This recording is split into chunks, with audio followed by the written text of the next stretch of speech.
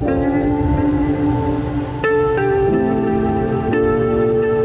me, making art makes me happy. It's the only thing I think I can do. So I wake up every morning to do art. And if someone appreciates it or someone is connected to the piece of art I've created, then I'm like, okay, there's something I'm doing. I'm Odur Ronald. I'm a multidisciplinary visual artist. I do sculptures, I paint, I do a lot of things like concerning art. I used to collect copper wires and aluminum plates and other metals, and I used to get some money off them as scrap metals. So they also informed my work aesthetically. That's how I developed this technique of stitching. I wanted to create things which are soft and make them like real using metal. Like a shirt, if you take a look at a shirt and the real shirt, there's a difference. So there's a way it captivates your mind, like there's a way it draws your mind, and you start questioning how a shirt can be out of metal, not like cloth or wool.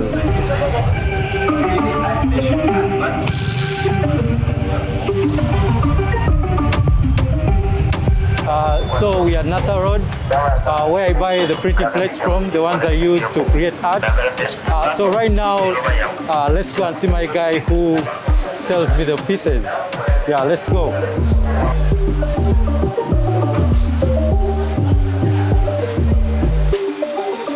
Yo, who said this? Yamuli. Hey, go solid. Tewali. Obati webuli. Mwana kugamba okukunganirayo bwati mwana naye ale sobolete okukunganyeyo kiti ngata akumpa obuli eri ina sente ekyo obusiwe buzibu buso compare nago tugende mu maaso kale kyakabi kazoke twaleyo kano giro kateeka njako mama kino kale tewali buzibu kale kyakabi.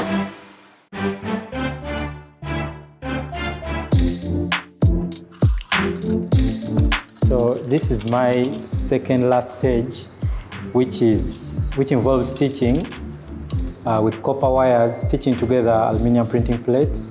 This is going to be like a bottle for one of my installations that I'm working on, and this is the top of the bottle, whereby they're going to be assembled together. And so I use copper wires to stitch through instead of yarn or cotton threads, and also I use aluminum printing plates to create all these materials because they have been part of my process, or they have been part of me from my childhood. So for me, when I was doing art, I couldn't afford buying all these paints, canvas, so these materials were accessed very cheaply and very easily for me, so that's why I use these materials.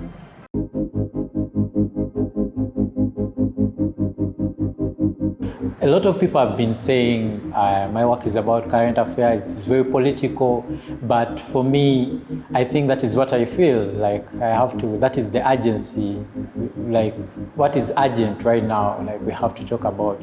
Because where I stay right now, when people were rioting, my house was tear gassed, so all these things affected me and I had to talk about them.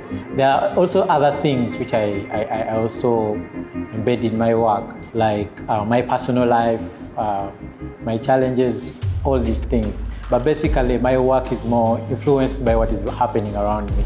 My work has also inspired a lot of people, basically my family members. Yeah, because I remember one time I was used as a bad example. Don't be like Odur, he's an artist, what does he have? But the next time they're the ones giving me transport to go to the airport.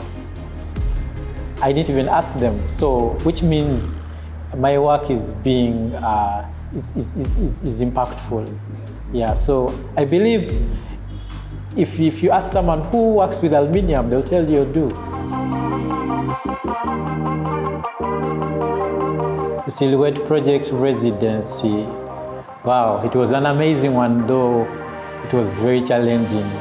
Yeah, because the work I created was very intricate that it needed a lot of time, and I created all these things in 2 months. After the silhouette residency, we had an exhibition at Afri Art Gallery, whereby we had to put all these 2 artists working on different things, like in one space.